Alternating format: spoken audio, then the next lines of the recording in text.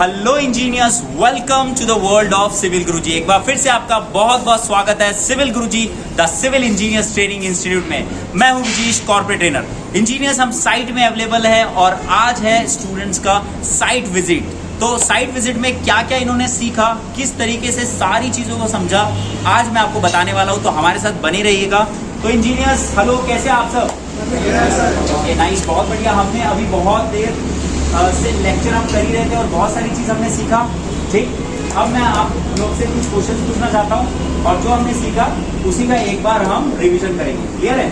तो गाइस आप बताइए सबसे पहले कि मैंने आपको ये बताया कि फॉर्म वर्क, एक वर्ड मैंने यूज किया फॉर्म वर्क। तो फॉर्म वर्क किसे कहते हैं हम? एक टेम्परेरी स्ट्रक्चर को, है नहीं? तो फ्रेम स्ट्रक्चर को क्या कहते हैं? Permanent structure.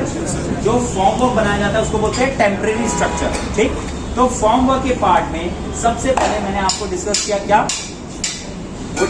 Wooden form work, है कि नहीं? प्लाईवुड, है कि नहीं? और सेकंड हमने क्या पढ़ा था? MS mild steel form work. Okay, एक और मैंने बताया था जिसको हम बोलते हैं माइवन फॉर्म वर्क, है कि नहीं? माइवन वुडन होता है, वुडन फॉर्म वर्क। उसको कितने बार हम यूज कर सकते हैं? 4 से 7 टाइम्स हम रिपीट कर सकते हैं। ठीक है, ज्यादातर 4 बार उसको यूज किया जाता है कि नहीं? उसके बाद MS फॉर्म वर्क जो है उसको कितने बार यूज कर सकते हैं? 40 टाइम्स, 40 है। और उसके बाद माइवन जो था वो क्या था? Approx 90 times. अब यूज करने के ऊपर भी है कि अगर हम अच्छे से यूज करते, डी शटरिंग करने के लिए ऑयलिंग अच्छे से करते, बकायदा निकालते समय ध्यान रखते, तो सारी चीज अगर हम करते हैं तो लाइफ थोड़ी सी और बढ़ जाती है। ये स्टैंडर्ड थे, इतना तो होता ही है। क्लियर है यहाँ तक? ठीक है। जो वुडन फॉर्म वर्क था उसमें हमने क्या पढ़ा था? प्लाईवुड। तो जो प्लाईवुड है उसका साइज क्या था? 4 feet by 8 feet, 4 feet by 8 feet था। ठीक है, तो इतना बड़ा साइज आता है। नॉर्मली साइज वेरिएबल भी हो सकते हैं, लेकिन ये स्टैंडर्ड साइज है जो इजीली अवेलेबल होता है कि नहीं? और 12 mm का जो थिकनेस था वो हमें मिलता है। ठीक है, तो ये 4 बाई 8 का आपको मिलता है साइज। क्लियर? अब उसी को कट करते हुए अब अलग अलग शेप्स में बनाया जाता है। ये मैंने बताया आपको। नाइस। अब आगे बढ़ते हैं। तो प्लाईवुड के बाद कौन सी चीज मैंने बताई थी आपको, याद होगा? MS स्टील पैटर्न बताया था। तो यहाँ पे जो पैटर्न है वो कहाँ दिख रहा है, बता सकते कहीं? हाँ, यहाँ पे देखिए, ये अगर आप पास में आएंगे तो आपको यहाँ पे दिखेगा, ये जो दिख रहा है ये पैटर्न्स कहला रहे हैं। अब इसके जो साइज है यहाँ पे थोड़े से ज्यादा दिख रहे हैं आपको। आई मीन टू से कि जो विड्थ है वो ज्यादा आपको दिख रहा है, लेकिन जो पैटर्न का साइज में नॉर्मली मैंने जो डिस्कस किया आपसे वो क्या साइज था? 8 फीट लंबाई में। और उसके क्रॉस सेक्शन की बात करें तो कितना था? 4 बाई 4 स्लैब के लिए था। याद करिए, 4 इंच बाई 4 इंच स्लैब के लिए था। 2 इंच बाई 3 इंच किसके लिए था?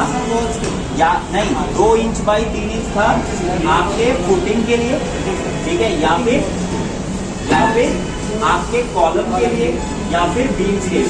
मतलब आपने अगर फुटिंग में प्लाईवुड लगाई तो प्लाईवुड के साथ आपका पैटर्न्स कनेक्ट होगा और उसको कनेक्ट जब करेंगे अपन तो उसका जो साइज होगा 2 इंच बाई 3 इंच होगा। ठीक है, और मैंने बताया था कि 3 इंच बाई 4 इंच भी यूज किया जाता है पैटर्न का साइज। तो इसको कहाँ पे यूज करते हैं? RCC walls. क्लियर है यहाँ तक? बहुत बढ़िया। फिर उसके बाद पैटर्न्स के बाद मैंने आपको क्या बताया था, क्या यूज करेंगे आप? बल्लीज, है ना, वुडन बल्लीज। तो वुडन बल्लीज जो है उसके दोनों के बीच का डिफरेंस कितना होना चाहिए? 600 to 800, है ना। उसका डायमीटर कितना होना चाहिए? 125 mm, है ना।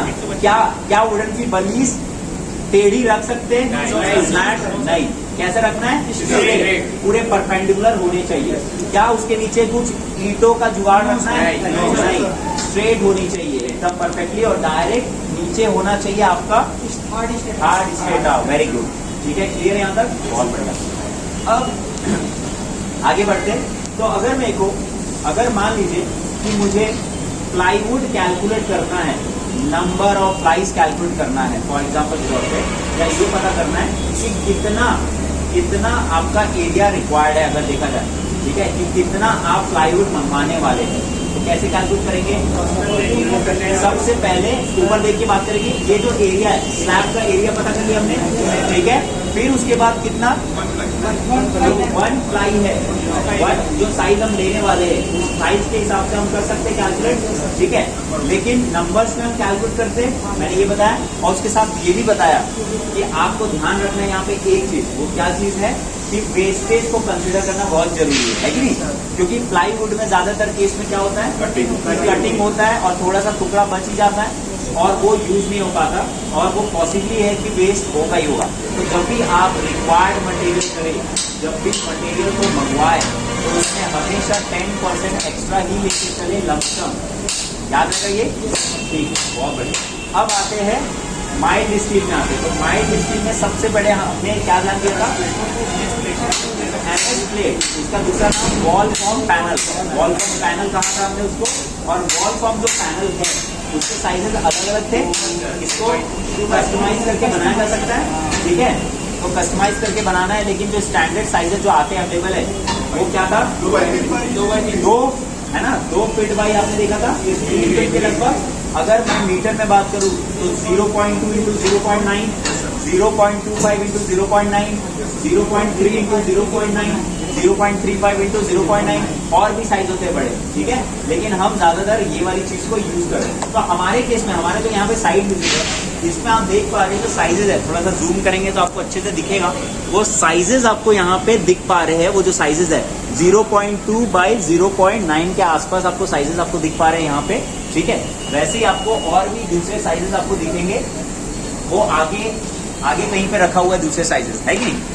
क्लियर है यहाँ तक, आगे बढ़े नेक्स्ट। अब वॉल फॉर्म पैनल है, अब उसके नीचे क्या आएगा, एक्रोस्पान। तो एक्रोस्पान किसको बोलते हैं बताइए, ये जो दिख रहा है ऊपर देखेंगे वो एक्रोस्पान कहलाता है। क्या ये एडजस्टेबल है, बिल्कुल एडजस्टेबल है कि नहीं, एडजस्टेबल है बिल्कुल, ठीक है।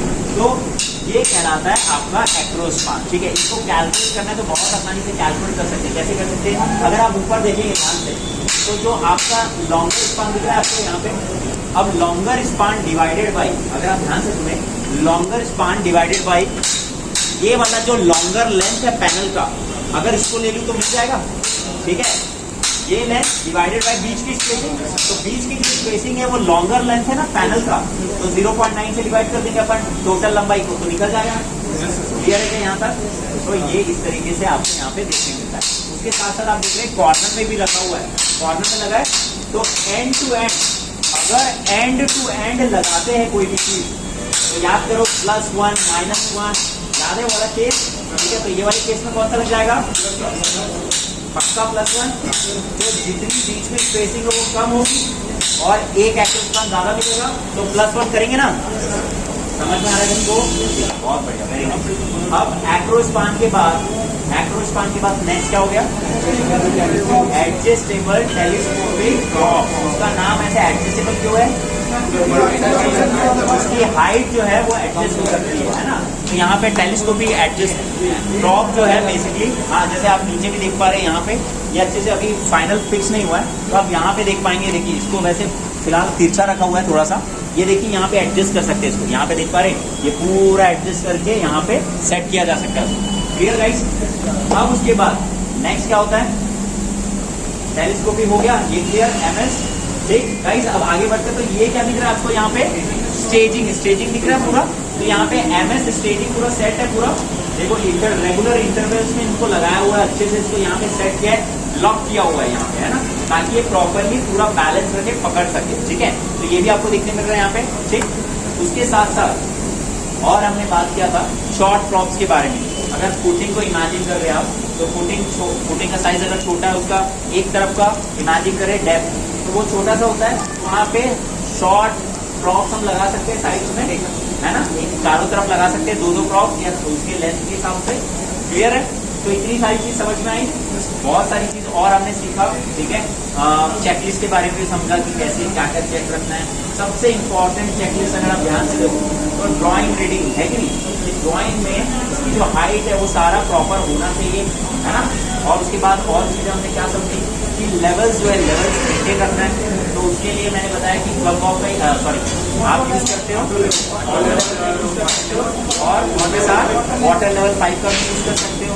और अगर वर्टिबिलिटी भी चेक करनी है, जैसे साइड फेस, बीम है, इमेजिन करो सब बीम हो, देखो कोने वाला जो बीम है वो सबसे कोने में उस तरफ जो शटरिंग लगाएंगे आउटर साइड, वहां पे भी उसकी वर्टिकलिटी सीधी होनी चाहिए, उसके लिए फ्लम लॉक का भी सहारा लिया जा सकता है।